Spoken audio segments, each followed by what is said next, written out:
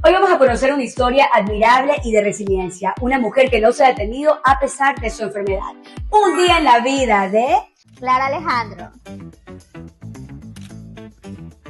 Tengo 44 años, estoy casada hace 25 años. Mi sueño es ser estilista.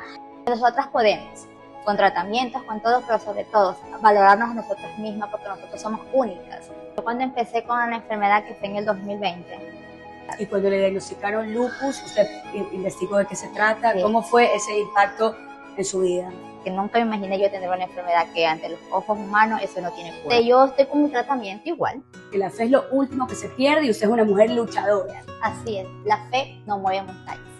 A usted que está allí, usted me está viendo, venga, aprenda, emprenda, no se rinda nunca. Nosotros somos más que vencedoras y con Dios lo más importante y la base que hace cumplir tu sueño realidad.